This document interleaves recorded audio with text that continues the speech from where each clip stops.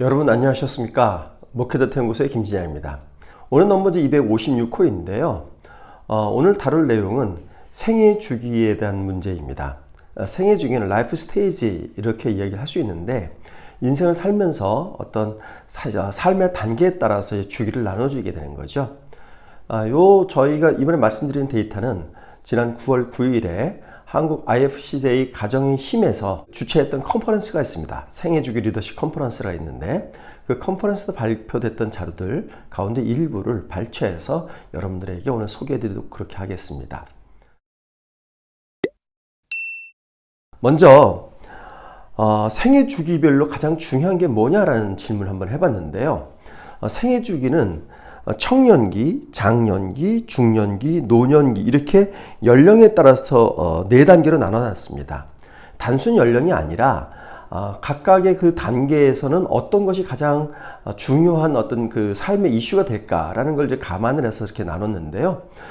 보시면은 각 생애 주기별로 그 생애 주기에 맞는 과업들이 굉장히 명확하게 차이가 나는 걸 볼 수 있습니다. 먼저 청년기를 보시면요. 청년기에서 가장 중요한 게 일과 취업입니다. 그리고 장년기에 가면 자녀 양육 및 교육이 되고요. 그 다음부터 이제 건강이 중요한 문제로 부각이 되는 겁니다. 2위로 나타났죠. 그리고 3순위가 재테크입니다. 이 장년기는 만 35세에서 49세이기 때문에 가장 왕성하게 사회활동을 하고 그리고 가장 적극적으로 그 재테크를 할 수 있는 이제 그런 시기가 되는 거죠. 이 시기가 지나게 되면 이제 노후 준비를 해야 되는 시기가 되니까 그래서 이 시기에는 재테크가 굉장히 중요한 그런 시기가 된 겁니다. 그다음에 중년기로 넘어가시면 이제 드디어 건강이 1순위로 올라오고요. 그리고 2순위로 은퇴 및 노후 대비가 이제 중요한 과업으로 등장하게 됩니다. 노년기로 올라가게 되면 건강이 제일 중요하고 그리고 신앙생활 혹은 영적 성장이 두 번째로 중요한 그런 생애 주기의 과업이 되는 것을 보겠습니다. 지금 여러분 보시는 것처럼 각 생애 주기별로 봉착하게 되는 문제들이 명확하게 다르기 때문에 이 시기 각각에 맞는 그런 어떤 삶의 문제들 그리고 이 삶의 문제로부터 파생되는 여러 가지 고민과 고통들 이런 문제들을 안고 살아가는 거죠. 바로 이런 관점에서 생애 주기의 관점은 실제적인 삶에 천착하는 그런 접근법이라고 볼 수 있겠습니다. 다음으로는 이제 생애 주기에 따른 과업이 이렇게 나타났는데 그러면 각 생애 주기별로 신앙적 관심사는 무엇인지 한번 살펴봤습니다. 근데 이 생애 주기별 신앙적 관심사를 이제 보시면 앞에서 보신 생애 주기별로 가장 중요한 문제가 무엇이냐, 즉 생애 주기별 과업과 전혀 무관하지 않다는 것을 보실 수 있습니다. 먼저 청년기에서는 가장 중요한 신앙적 관심사가 1위가 마음의 평안과 위로였습니다. 근데 요거는 장년기도 중년기도 마찬가지인 겁니다. 그러니까 살아가면서 겪는 여러 가지 삶의 문제들 이 가운데에서 신앙을 통해서 마음의 평안과 위로를 받고 싶다. 이것이 신앙적 동기의 1순위가 되는 겁니다. 두 번째로는 각 이제 생애 주기의 특징이 드러나는데요. 먼저 청년기 때는 삶의 의미와 목적이 두 번째로 중요한 신앙적 관심사입니다.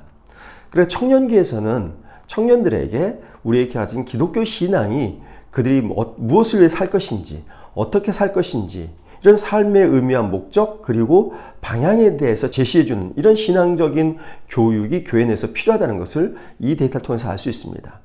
다음으로는 장년기와 중년기로 넘어가면요. 재테크가 이제 중요해지는 겁니다. 즉 물질과 건강의 축복이 장년기와 중년기에서는 2위 응답으로 나타났는데 장년기에서는 앞에서 생애 주기 과업에서 보셨을 때 재테크가 굉장히 중요했죠. 이에 따라서 신앙적 관심에서도 물질과 건강의 축복이 중요해진 거고요. 중년기에서도 물질과 건강의 축복이 중요해졌는데 요거는 앞에서 생애 과업에서 보시면 어떤 노후 대책의 문제가 제기가 된 바 있습니다. 중요한 삶의 과업으로 등장한 바 있죠. 바로 그런 측면에서 봤을 때 물질과 건강의 축복을 신앙적으로 갈구하고 있는 것으로 이렇게 볼 수 있습니다. 노년기에서는 성령 충만 영적 성장이 1순위 신앙 관심사로 등장하게 됐는데요.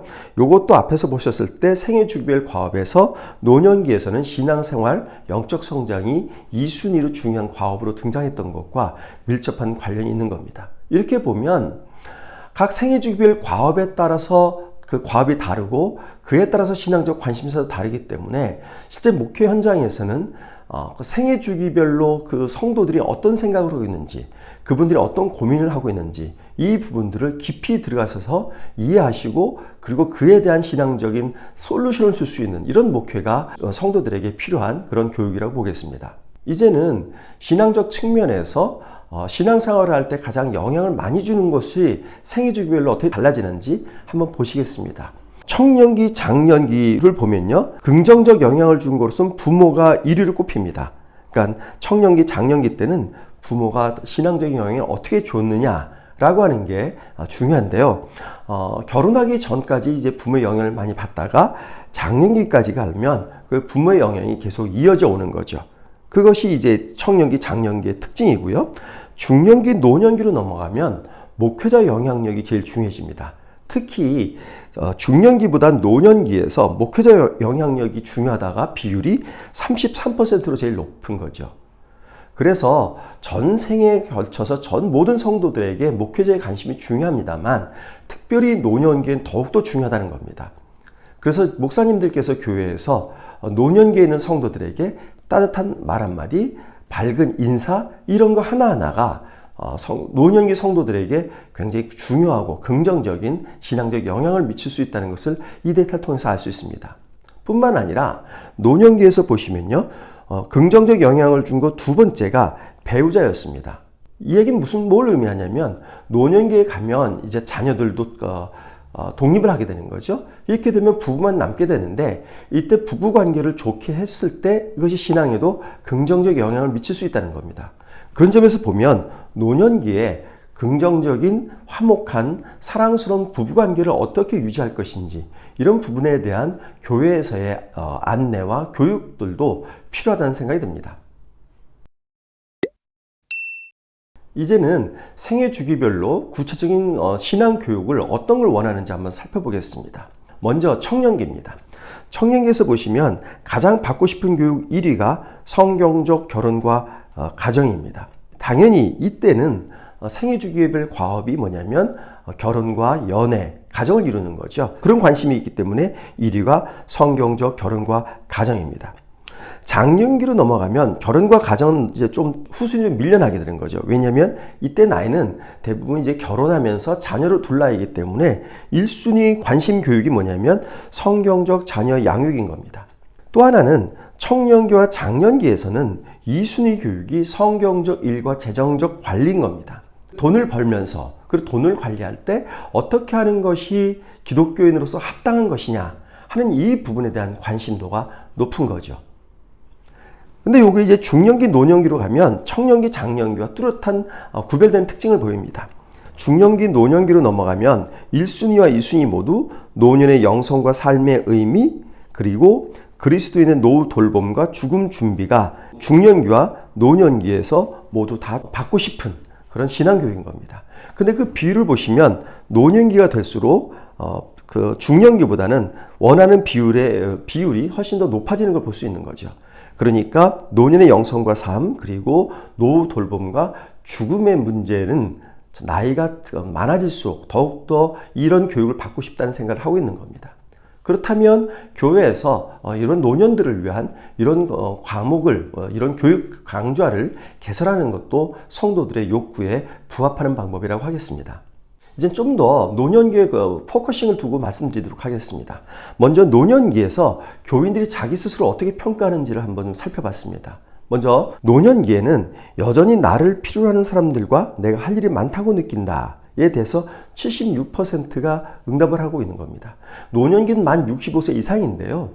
각 교단마다 조금씩 다르긴 하겠습니다만 일반적으로 만 70세에 이제 교회에서는 직분을 은퇴하는 겁니다.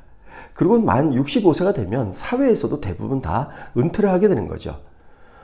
그럼에도 불구하고 노년기 교인들은 여전히 내가 할 일이 많다라고 하는 응답을 4명 중에 3명 정도 한다고 하는 결과가 나타난 건요.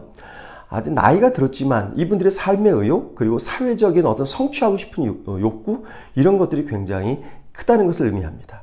그런데 이런 어떤 긍정적이고 적극적인 자세를 가지고 있음에도 불구하고 자녀나 아래 세대가 나를 불편하게 느낄까 싶어서 눈치가 보이고 끼기가 부담스럽다가 33%고요. 사회에서 내 역할이 없어서 소외감을 느낀다 27%, 교회에서 내 역할이 없어져서 소외감을 느낀다가 17%였던 겁니다. 이렇게 보면 여전히 노년기에는 내가 할 일이 많다라고 하는 그런 적극성이 있음에도 불구하고 또 한편으로는 내가 사회로부터 혹은 교회로부터 할 일이 없구나 혹은 소외되고 있구나 라고 하는 이런 소외의식을 느끼고 있다는 점입니다. 적극성이란 적극적 의식을 가지고 있으면서 또 한편은 소외의식을 갖고 있기 때문에 이런 양가적 감정들이 노년기에는 끊임없이 이제 본인의 정신적 안정을 이제 깨트릴 수 있는 그런 환경을 조성해 준다는 거죠. 이런 측면에서 보면 어떻게 교회에서 이런 노년기 성도들의 소외감을 달래줄 수 있을 것이냐, 해소시켜 줄 수 있을 것이냐 하는 부분의 문제에서 목회자 여러분들이 많은 관심이 필요하다고 하겠습니다. 다음으로는 구체적으로 노년기에 교회에서 무엇을 바라는지, 교회에 대해서 무엇을 요구하는지 한번 살펴봤습니다. 가장 원하는 건요, 노년의 건강 관리를 돕는 프로그램 57%였습니다. 노년으로 올라가면 앞에서 보셨겠습니다만 건강에 대한 관심도가 굉장히 올라가게 되는 거죠. 따라서 교회에서도 이런 건강 관리를 위한 교육이 있었으면 좋겠다라는 응답을 많이 보이고 있었습니다. 두 번째로는 노년에도 영적으로 계속 성장하도록 돕는 교육과 훈련이 중요하다 49%였고요. 노년 세대의 경험과 은사, 지혜를 활용하는 봉사활동을 했으면 좋겠다가 40%였습니다. 이렇게 보면 아직까지 영적으로 보면 더욱더 성장하고 싶다는 욕구가 있고 또 한편에 보면 자신들이 가지고 있는 경험을 통해서 교회에 봉사할 수 있는 방법이 있었으면 좋겠다고 하는 이런 의식이 보이는 그런 조사 결과입니다. 이제 말씀을 정리해 보겠습니다. 우리는 흔히 말씀대로 살아야 한다라는 이야기를 합니다. 근데 이제 말씀대로 산다는 말은 구체적으로 무엇을 의미할까요? 구체적이고 이런 어떤 것보다는 일반적으로 말씀대로 산다라고 했을 때 일반 성도들이 쉽게 머릿속에서 떠올리는 전제는 어떤 거냐면 아마 이런 걸 겁니다. 착하게 산다, 혹은 도덕적으로 산다, 혹은 이웃을 사랑하면서 선행을 베푸면서 산다. 아마 이 정도를 1차적으로 떠올리게 될 겁니다. 어떻게 보면 말씀대로 산다고 하는 것이 우리의 전 삶의 모든 영역에서 그리고 태어나서 죽을 때까지 전 생애에 걸쳐서 말씀대로 산다는 게 적용되는 게 아니라 내가 도덕적으로 살고 그리고 남을 도우면서 사는 이런 정도로 극히 부분적인 영역으로 말씀대로 산다는 것이 제한되어 있는 그런 인식을 갖고 있는 것이 사실 일반적인 그런 형편이라고 볼 수 있겠습니다. 만약 그렇다면 기독교는 상당히 힘이 약한 종교가 될 수밖에 없습니다. 왜냐하면 앞에서 보신 것처럼 생애 주기에 따라서 많은 과업을 갖게 되는 거고요. 이 과업에 따라 많은 고민들을 안게 되는데 이런 고민들을 기독교는 해결해 주지 못하는 방향으로 간다면 그럼 그 기독교는 개인에게 큰 영향력을 발휘할 수 없게 되는 거죠. 그렇다면은 우리가 말씀대로 산다는 게 전생에 걸쳐서 그리고 삶의 전 영역에 걸쳐서 말씀대로 산다고 하는 것을 적용한다면 우리가 어떤 접근을 해야 되냐면 바로 생애 주기적 관점으로 접근해야 되는 겁니다. 그래서 그 사람이 그 단계에서 가장 고민하는 게 무엇인지 포착을 하고 그 고민을 기독교적 관점에서 어떻게 고민을 해야 되는지 그리고 기독교적으로 보면 솔루션은 무엇인지 어떤 방향으로 자기의 삶을 이끌어 나가야 될 것인지를 제시해 주는 것이 바로 기독교의 생애 주기적 신앙 교육적인 관점이라고 볼 수 있겠습니다. 신앙 교육을 통해서 볼 때 대개 교회에서 보시면 신앙 교육이 성경 교육이 있는 경우들이 많이 있습니다. 예를 들어서 마태복음 교육, 창세기 교육 이런 책별 성경 공부적으로 많이 가는데 그러나 교회에서 생애 주기 교육이 활성화된다면 그 교육을 받은 성도들은 자기 삶의 모든 영역에서 이제 기독교인으로서 적극적으로 살아가는 그런 밑바탕이 되는 그런 교육을 교회에서 받을 수 있다는 점에서 생애 주기 교육은 의미가 있다고 보겠습니다. 내성으로 넘버즈 256호 설명드렸고요. 다음 주에 다시 찾아뵙겠습니다. 감사합니다.